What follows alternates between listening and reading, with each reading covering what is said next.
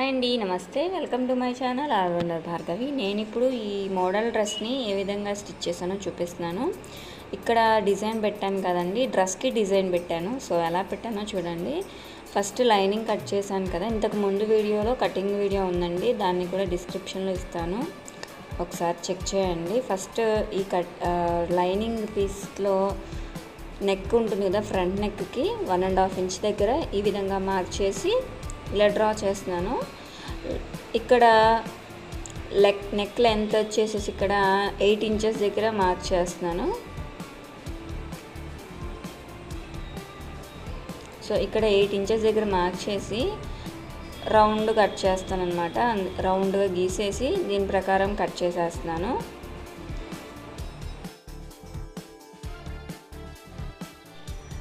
ఇప్పుడు lining cut చేస్తున్నానండి. దీని ప్రకారమే సేమ్ ఇదే క్లాత్ తీసుకెళ్ళి మెయిన్ ఫ్యాబ్రిక్ మీద కూడా కట్ చేస్తున్నాను అనమాట. సో ఇదిగోండి, ఇది మెయిన్ ఫ్యాబ్రిక్ మీద కూడా సేమ్ ఈ క్లాత్ ఇలా పెట్టేసేసి దీని ప్రకారము ఎక్కువ తక్కువ లేకుండా ఇక్కడ నెక్ దగ్గర మటుకు కట్ చేయట్లేదు.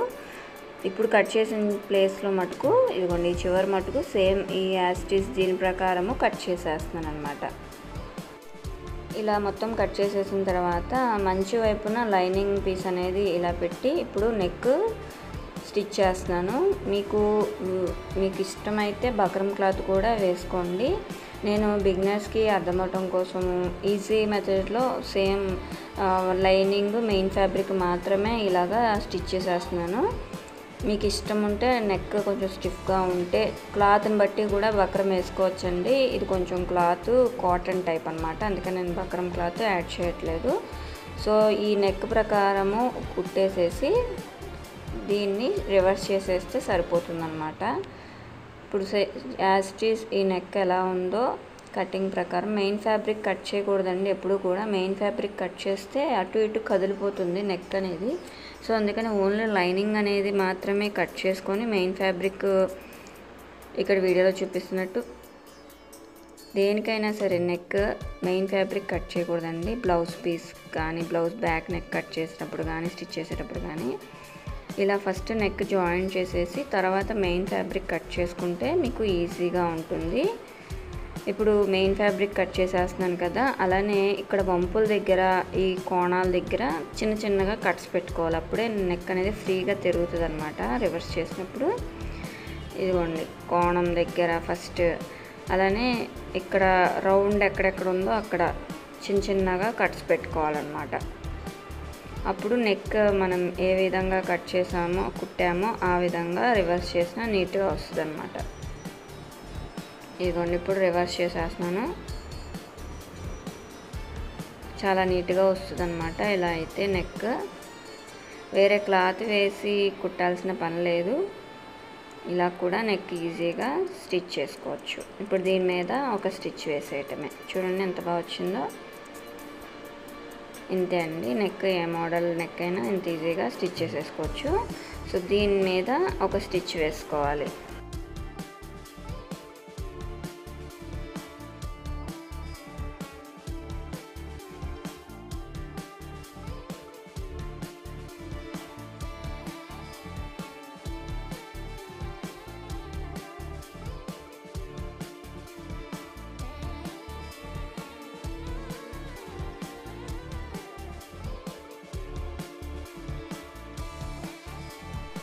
ఇలా నెక్ మొత్తం కుట్టడం కంప్లీట్ అయిపోయిన తర్వాత చుట్టూను ఫస్ట్ మెయిన్ ఫ్యాబ్రిక్ను లైనింగ్ యాడ్ చేసేసేయాలి. ఇప్పుడు మెయిన్ ఫ్యాబ్రిక్లో ఒక 3.5 ఇంచుల క్లాత్ని కట్ చేసుకొని 2 పీసెస్ ఉంటే జాయిన్ చేశానండి. జాయిన్ చేసేసి దీన్ని ఇలాగ వన్ సైడ్కి ఫోల్డ్ చేసి అటాచ్ చేస్తున్నాను అనమాట. అటాచ్ చేసేసిన తర్వాత రివర్స్ చేస్తే ఈ కుట్టు అనేది లోపల వైపుకి వెళ్ళిపోతుంది. ఇది ఒక రిబ్బన్ లాగా స్టిచ్ చేస్తున్నాను అనమాట. సో ఇదిగోండి వన్ సైడ్ ఇది జాయిన్ చేశాను కదా, వన్ సైడ్ క్లోజ్ కుట్టేసేసి నేను బ్రష్తో రివర్స్ చేస్తున్నాను. నీడిల్తో కానీ దేంతోనన్నా ఇలా రివర్స్ చేసేస్తే ఇదిగోండి ఈ విధంగా రివర్స్ చేసేయచ్చు. ఓపెన్ ఒకటి కుట్టాం కాబట్టి మనకి ఇలా ఈజీగా రివర్స్ చేసేసుకోవచ్చు. ఒక వన్ సైడ్ జాయిన్ చేసేసాం కదా, అందుకని మనం దీన్ని రివర్స్ చేసుకున్నాం. ఇప్పుడు దీన్ని జస్ట్ ఇలాగా ప్రెస్ చేస్తే నీట్గా ఉంటుంది, కుట్టు లోపలికి వెళ్ళిపోతుంది కదా, గొట్టంలా లేకుండా ఇలా రిబ్బన్లా ఉంటుంది. ఇప్పుడు దీన్ని నేను స్కేల్ సహాయంతో కుచ్చులు పెడుతున్నాను అనమాట. స్కేల్ ఎందుకు యూజ్ చేస్తున్నానంటే కుచ్చులు ఈక్వల్గా ఉండటం కోసం కుచ్చు నేను పెడుతున్నాను అనమాట. ఇదిగోండి, ఇది బెళ్ళ కుచ్చు పెడుతున్నాను. ఈ విధంగా బెళ్ళ కుచ్చు పెట్టి నేను అక్కడ డిజైన్ అనేది వేసాను నెక్కి. ఈ విధంగా అన్నమాట.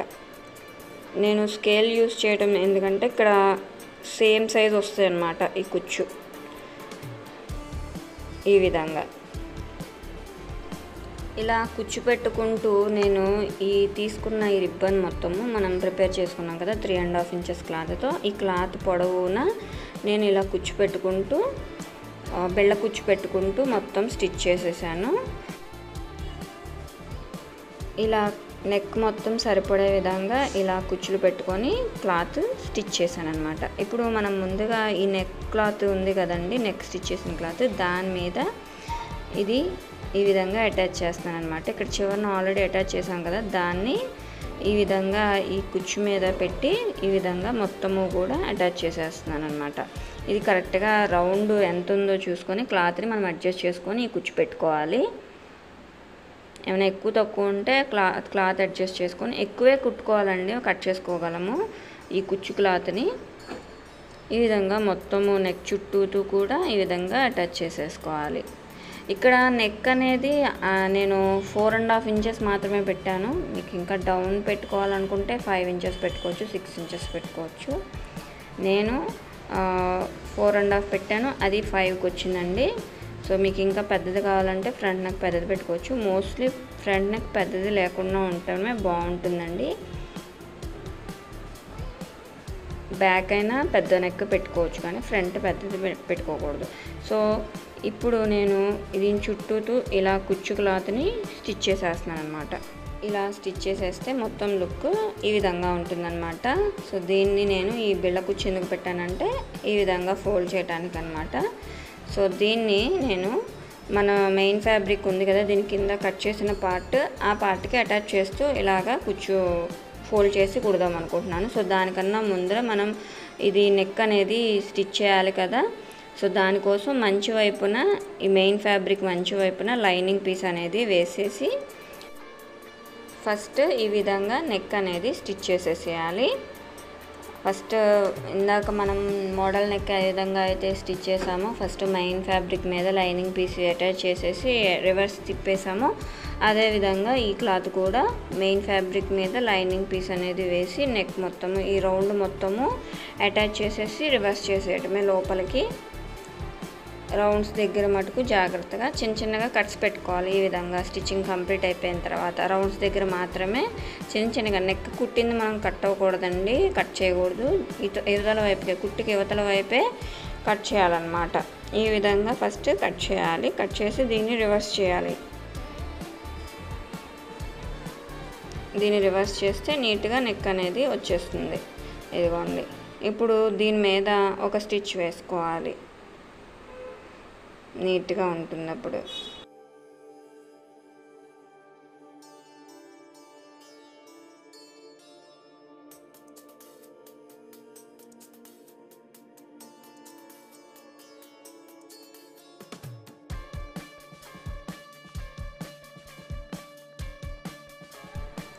ఇలా స్టిచ్చింగ్ కంప్లీట్ అయిపోయిన తర్వాత మనం ఇక్కడ రెడీ చేసి పెట్టుకున్నాం కదా ఈ క్లాత్ని దీని మీద ఈ విధంగా పెట్టేసేసి స్టిచ్ చేసేసి అటాచ్ చేసేయటమే అనమాట. అటాచ్ చేసేటప్పుడు కూడా ఇలా ఫోల్డ్ చేస్తూ అటాచ్ చేసుకోవాలి, లేకపోతే ఒకసారి ఇలా ఫోల్డ్ చేసి స్టిచ్ చేసేసిన తర్వాత జస్ట్ ఇలా అటాచ్ చేసేసేయచ్చు. కాకపోతే ఇక్కడ కొంచెం గ్యాప్ వస్తుంది అనమాట, ఎందుకంటే మనం ఇక్కడ లోపలికి కొంచెం క్లాత్ వెళ్ళింది స్టిచ్చింగ్లోకి, ఇక్కడ లోపలికి క్లాత్ వెళ్ళింది కాబట్టి కొంచెం గ్యాప్ వస్తుంది, ఒక 1/2 ఇంచ్ గ్యాప్ వస్తుంది అంతేను, కరెక్ట్గా సరిపోతుంది. సో దీని మీద ఇలాగా మనం డైరెక్ట్గా అటాచ్ చేసేసుకోవచ్చు. మీరు టైలరింగ్ తెలిసిన వాళ్ళు, కొంచెం అలవాటు ఉన్న వాళ్ళు అయితే డైరెక్ట్ స్టిచ్ చేసేసుకోవచ్చు. లేదు బిగినర్స్ అంటే బాల్ పిన్స్ ఫస్ట్ దీన్ని ఫోల్డ్ చేసుకొని మొత్తం సరిపోతుందా లేదా చూసుకొని అడ్జస్ట్ చేసుకొని బాల్ పిన్స్ కూడా పెట్టుకోవచ్చు. నేను బాల్ పిన్స్ కూడా యాడ్ చేసి స్టిచ్ చేశానండి. ఇవ్వండి, ఫస్ట్ అయితే ఇలా స్టిచ్ చేసేసుకోవచ్చు నార్మల్గా. లేదు అనుకుంటే ఇలాగా రౌండ్స్ దగ్గర ఇవ్వండి మొత్తం ఈక్వల్గా రావాలి కదా, సో అందుకని నేను ఈక్వల్గా రావటం కోసము ఇలా ఫోల్డ్ చేసుకుంటూ ఫోల్డింగ్ దగ్గర మాత్రమే ఇలా బాల్ పిన్స్ అటాచ్ చేశాను అనమాట. ఇక్కడ ఎగుడు దిగుడు అనేది ఏమీ రాదండి, ఎందుకంటే మనం మెజర్మెంట్స్ ప్రకారం అంటే టేప్ సహాయంతో కట్ చేసాము. పైగా ఇక్కడ ఎక్కువ తక్కువ ఉన్న ఇక్కడ ఎక్సెస్ క్లాత్ అనేది పెట్టాము. ఫోల్డ్ చేసి క్లాత్ ఉంది కదా, సో గ్యాప్ అనేది కూడా ఏమీ ఉండదు, సరిపోతుంది. క్లాత్ మొత్తం కరెక్ట్గా సరిపోతుంది. ఇవ్వండి ఎలాగ బ్యాక్ చూసారా ఎలా ఉందో. సో ఇలా ఈ విధంగా మొత్తము చుట్టూతో కూడా బాల్ పిన్స్ పెట్టేసుకోవాలన్నమాట. ఇదిగోండి కరెక్ట్గా సరిపోయింది, చూస్తున్నారు కదా ఈ విధంగా. సో మొత్తము అటాచ్ చేసేసిన తర్వాత బాల్ పిన్స్ ఈ విధంగా ఉంటుందండి. మొత్తం అటాచ్ చేసేసాక ఇప్పుడు స్టిచ్ చేయడానికి ఈజీ అన్నమాట. సో ఎందుకంటే బాల్ పిన్స్ తీస్తూ అటాచ్ చేసేసేయచ్చు ఈ విధంగా అన్నమాట. ఒక్కొక్క బాల్ పిన్ నిదానంగా ఇలా తీస్తూ ఇలా ఫోల్డింగ్ ఉంచి దీని మీద ఒక స్టిచ్ వేసేయాలి. మనం కుట్టు కొంచెం ఈ క్లాత్ మీదే వేస్తున్నాం, కింద క్లాత్ మీద కూడా పడుతుందో లేదో చూసుకోవాలి. ఈ విధంగా బాల్ పిన్స్ తీస్తూ అటాచ్ చేసేసుకుంటే ఈజీగా ఉంటుంది అన్నమాట. ఇలా అటాచ్ చేసేయటమే. ఇది సేమ్ క్లాత్ కాబట్టి నేను దీని మీద మీరు ఫస్ట్ చూస్తే ముత్యాలు కుట్టాను. ఇక్కడ ఇలా ఫోల్డ్ చేశాను కదండి, ఈ ఫోల్డ్ చేసిన దగ్గర ఆ గ్యాప్స్లో నేను పెరల్స్ కుట్టాను. మీరు వేరే క్లాత్ కలర్ కాంబినేషన్ బట్టి వేరే క్లాత్ కూడా యాడ్ చేసుకుంటూ మన ఇష్టం అండి. డిజైన్ అనేది అటాచ్ చేసుకుంటూ ఇలా కూర్చోపెట్టుకొని ఇంకా వేరేవేమన్నా గోల్డ్ బాల్స్ కానీ ఇంక వేరేవేమన్నా కూడా స్టిచ్ చేసుకోవచ్చు.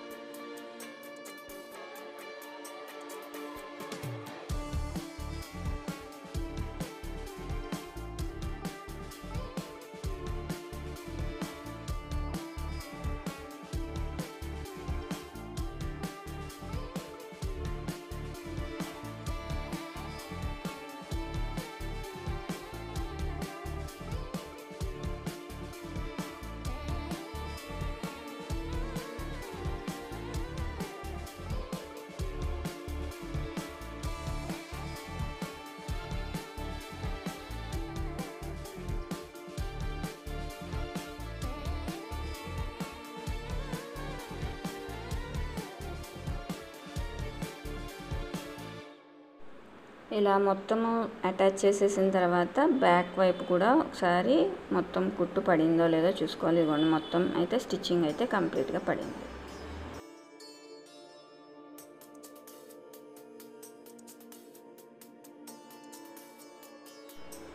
ఇప్పుడు ఆర్మ్ హోల్స్ జాయిన్ చేస్తున్నాను. మెయిన్ ఫ్యాబ్రిక్ లైనింగ్ అటాచ్ చేసేసిన తర్వాత ఎక్సెస్ పార్ట్ కట్ చేసేసేయాలి. ఇలాగా మొత్తం రెండు వైపులా అటు ఇటు అటాచ్ చేసేసిన తర్వాత ఎక్సెస్ వైపు కట్ చేసేయాలి. ఫ్రంట్ పార్ట్ స్టిచ్చింగ్ కంప్లీట్ అయిపోయింది. ఇప్పుడు బ్యాక్ పార్ట్ నెక్ స్టిచ్ చేస్తున్నాను. ఇది కూడా సేమ్ అండి, మంచి వైపున ఈ బ్యాక్ పార్ట్ లైనింగ్ పీస్ వేసి నేను ఇక్కడ ఫస్ట్ నెక్ అటాచ్ చేస్తున్నాను. Same as it is front part A విధంగా నెక్ అటాచ్ చేసి చిన్నగా టక్స్ పెట్టి ఇది రివర్స్ చేసాము, సేమ్ యాజ్ ఇట్ ఈస్ ఇది కూడా అలానే స్టిచ్ చేయాలి. ఇప్పుడు నెక్ కట్ చేస్తున్నాను. ఏ నెక్ అయినా అంతేనండి, నేనైతే అలానే స్టిచ్ చేస్తాను. ఒక్కొక్కరు ఒక్కొక్కలాగా స్టిచ్ చేస్తారు. టైలరింగ్ ఎవరికి వీలుని బట్టి వాళ్ళు స్టిచ్ చేస్తారు. కొంతమంది బక్రం పేపర్ కానీ వేరే క్లాత్ వేసి కుడతారు, లేకపోతే చిన్న పీస్ అటాచ్ చేసి సన్న పీసు నెక్ చుట్టూ స్టిచ్ చేసి తిప్పి రివర్స్ చేస్తారు, రివర్స్ చేసి హెమ్మింగ్ చేసుకుంటారు. ఎవరిష్టం వాళ్ళది. నేనైతే ఈజీ వే అన్నమాట ఇది. సో నేను ఏ నెక్ అయినా ఇలానే స్టిచ్ చేస్తాను. బ్లౌజ్ నెక్ కూడా ఆల్మోస్ట్ ఏమన్నా మోడల్ పెడితే బక్రం క్లాత్ అనేది వేసి స్టిచ్ చేస్తాను అనమాట. సో దీని మీద ఒక స్టిచ్ వేస్తే చూసారు ఎంత నీట్గా వచ్చిందో.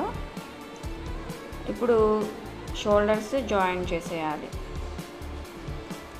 నెక్స్ట్ స్టిచ్చింగ్ కంప్లీట్ అయిపోయింది కాబట్టి షోల్డర్స్ జాయిన్ చేసి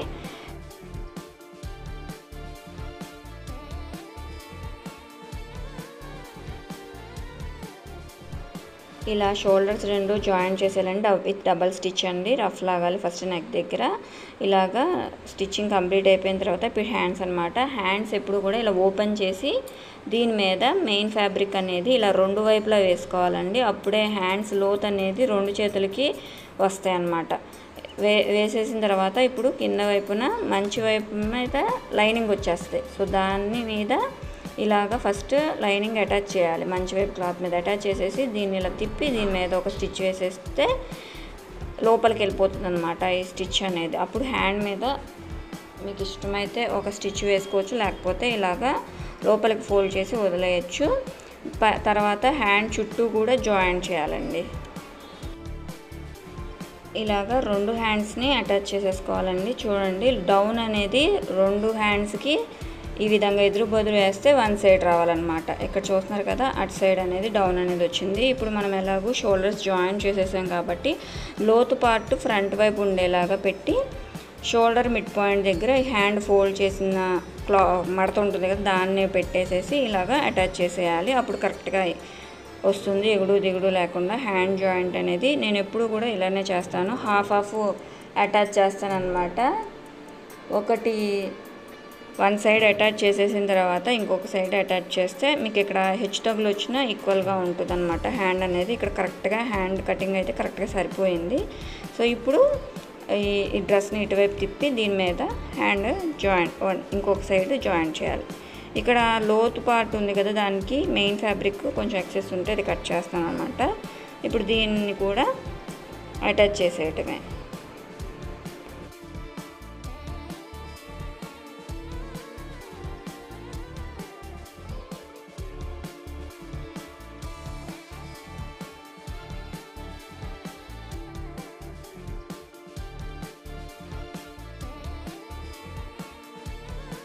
హ్యాండ్ ఎప్పుడు కూడా డబల్ స్టిచ్ వేసుకోవాలండి. స్టిచ్చింగ్ మొత్తం కంప్లీట్ అయిపోయిన తర్వాత అటు ఇటు డబల్ స్టిచ్ వేస్తున్నాను అనమాట. ఇప్పుడు రెండు హ్యాండ్స్ జాయిన్ చేసేసిన తర్వాత నెక్ దగ్గర హ్యాండ్ దగ్గర నుంచి హ్యాండ్ ఇక్కడ 6 ఇంచెస్ 6.5 ఇంచెస్ పెట్టానండి. 6.5 ఇంచెస్ దగ్గర నుంచి మనం ఎలాగూ ఇక్కడ కొలత ప్రకారం మార్క్ చేస్తాం కదా దాని మీద ఫస్ట్ ఒక స్టిచ్ వేసేయాలి.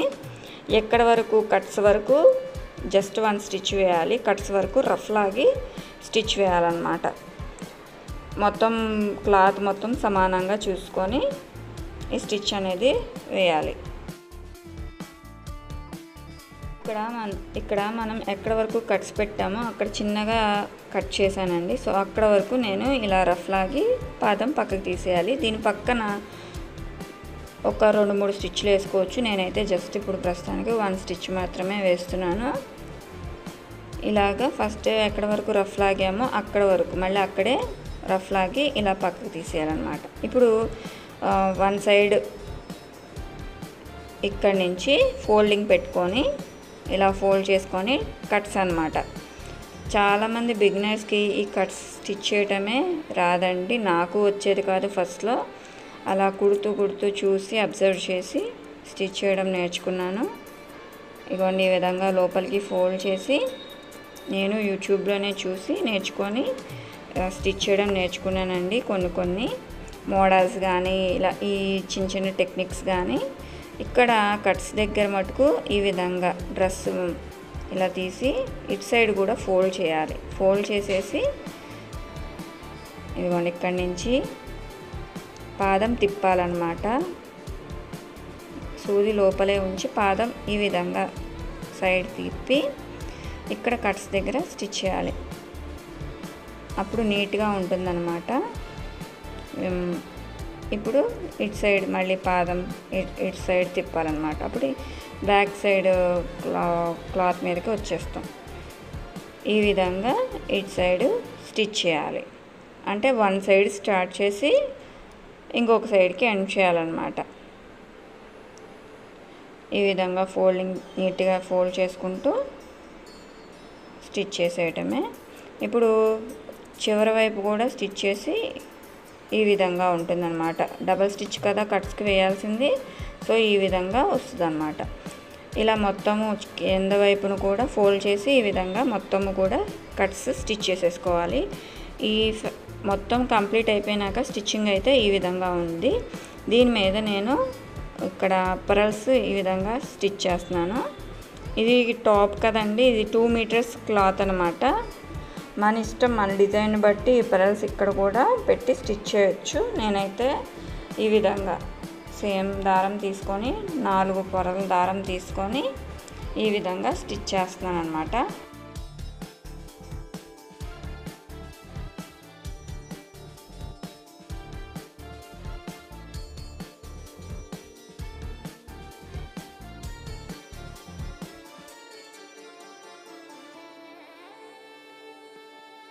ఈ కటింగ్ వీడియో లింక్ డిస్క్రిప్షన్లో ఇస్తాను, చూడండి.